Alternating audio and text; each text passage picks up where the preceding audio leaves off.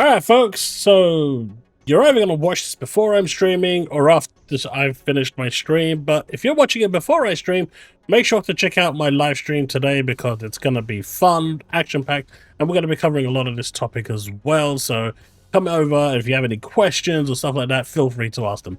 But today's video, of course, I'm making about the FTC, but not in particular. As we can see from the byline, the FTC has officially lost the appeal against Microsoft Activision merger, and that should be the end of that. Now, this, of course, has, as I said in my previous video, if you haven't seen that, please do go watch it because a lot of what I'm saying here is in contrast to that, and I'm not really going to go over the topics of what I discussed there.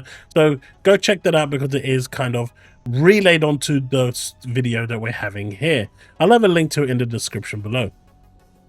So clearly what the FTC has done has pivoted Microsoft into a certain direction. Where they are now is by far, well, in contrast, due to the FTC, right?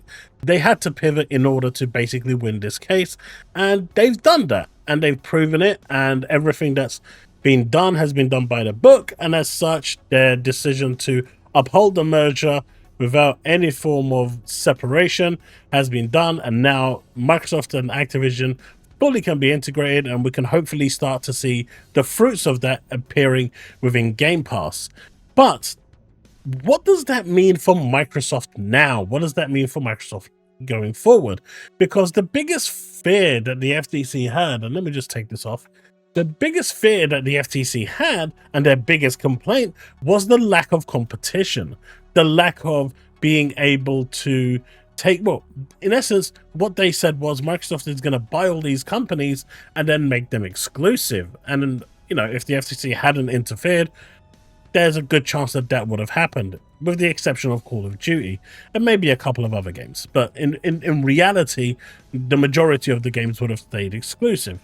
So now that that is no longer the case, and we've seen Microsoft's new approach of we want our games everywhere and anywhere, and it's going to just push everything to whatever platform it can be, what's next for Microsoft? Because that's the big question, right? What's next? Because now, if they actually go and decide to become the next Embracer Group, well, can a regulator really come and say that they're going to be anti-competitive by making those games exclusive? That wouldn't hold ground anymore, right? Especially with the way they've handled themselves now. Putting Gears Reloaded, Forza Horizon 5, yes, some could argue that these are really old games, and we haven't really seen their actions with Forza Horizon 6 or Gears of War E-Day, but those are far away, and we still don't know. And I reckon, honestly, that those will be day and date on PlayStation as well, in order to kind of try and promote this open platform nature that they're having. Even talks of having Steam on their platform and other, you know, stores is all, you know, inclusive into this. So what is the end game here? And in my opinion, they're not done buying. And I know people are going to say, oh no, Chaos, don't do this again. Let's not start again. But what regulator can actually now turn around and stop them? Is the CMA going to turn around and say, oh, you're being anti-competitive because you're putting all those games on your rival platform? Oh, wait. Is the FTC going to go and say, what about my PlayStation, like they did during the FTC trial? Oh, wait, those games are coming to PlayStation anyway. So what excuse will they have? In a really weird way, Microsoft has turned the tables. And in a master act, if they do what I assume they're going to do, they're going to gobble the market. And they can. They don't have to go and buy EA or the Ubisoft. Just buying the small companies for $2 billion, $3 billion, that's pocket change for Microsoft. But those games will still go to the PlayStations and the Nintendo Switch 2s. You know, it doesn't matter. But those games will also go day one to Game Pass. So if you're an Xbox owner, platform holder, or a Game Pass Ultimate subscriber, you are getting those games day and date on your platform as part of your subscription fee. They're just making that subscription fee more and more lucrative. Does that mean eventually the prices may trickle up a bit? Probably. I would assume so, but I still think that they should have like a loyalty tier for those people that have been with them for some time. But business is business after all. But what's stopping them from doing that now? What's stopping Microsoft going out of its way and saying, right, Sega, we've had a really good partnership. I just want to, I want to own you. And, you're valued at 2 billion. We'll give you 3 billion.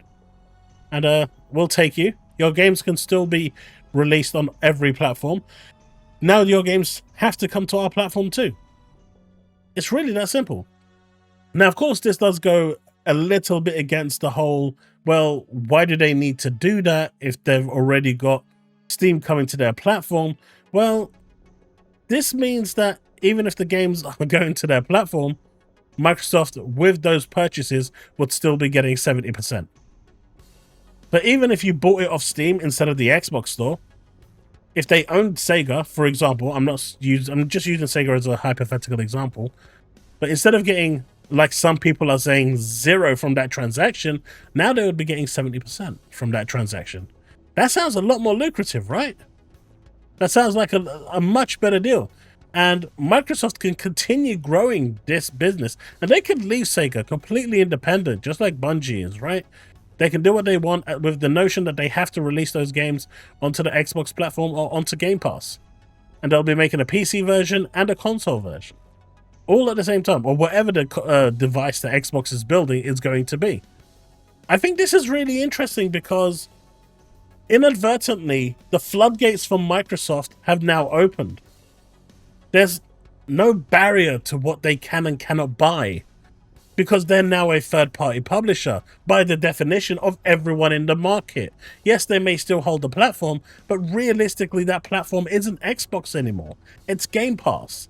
And Microsoft Corporation is now a gaming publisher. They're, in fact, one of the biggest publishers in gaming. Just recently, Microsoft has become the biggest publisher on PlayStation, their rival platform. So what are the regulators actually going to say? Hey, by the way, you can't buy that because you're going to release all your games on PlayStation. Wait a minute.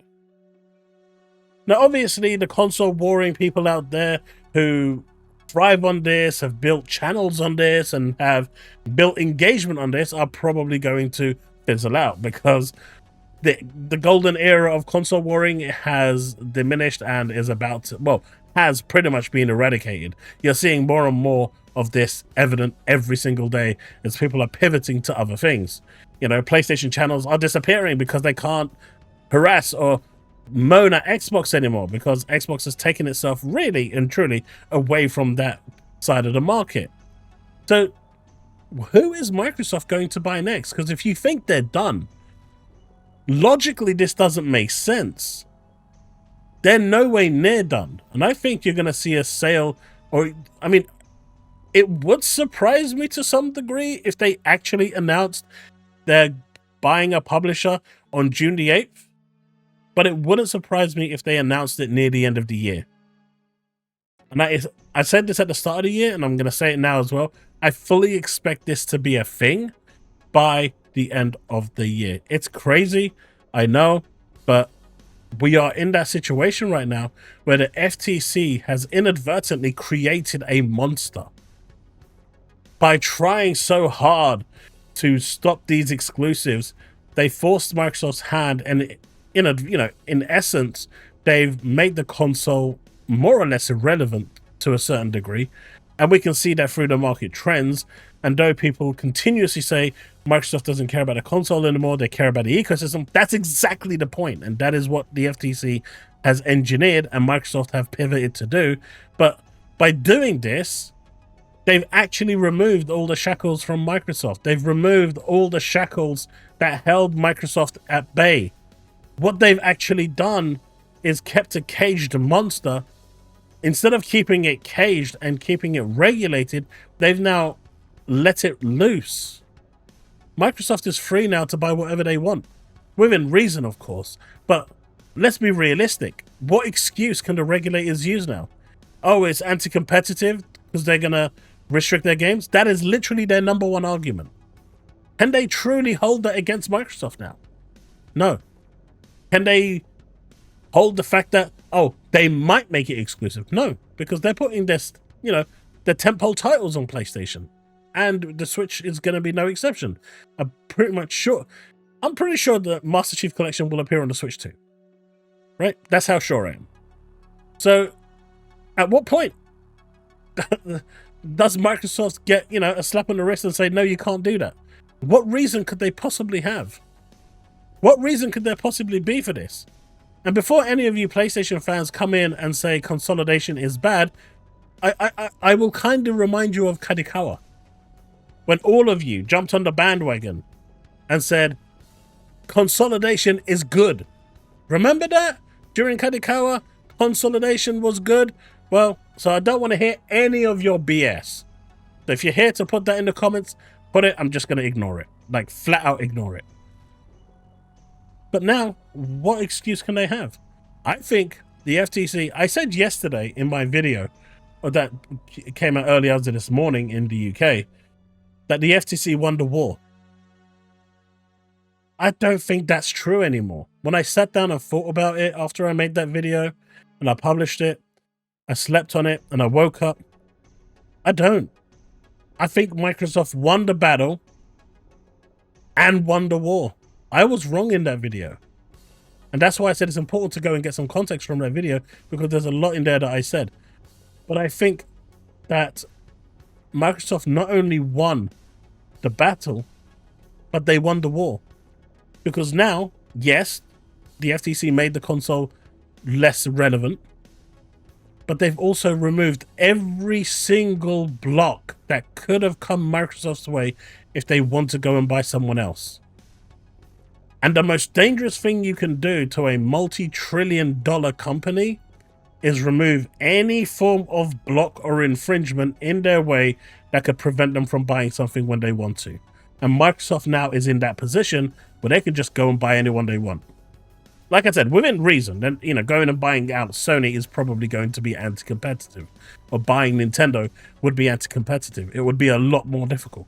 I think Nintendo actually would be easier than PlayStation, because Sony and Microsoft are still regarded as direct competition in the eyes of the law, but they're not really, because they're by majority a third-party publisher now, with a first-party platform being Game Pass.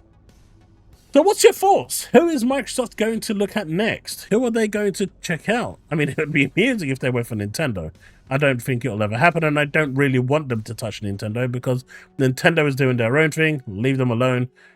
They can fly away on their Mario Kart all they want. But where do you believe Microsoft is headed next?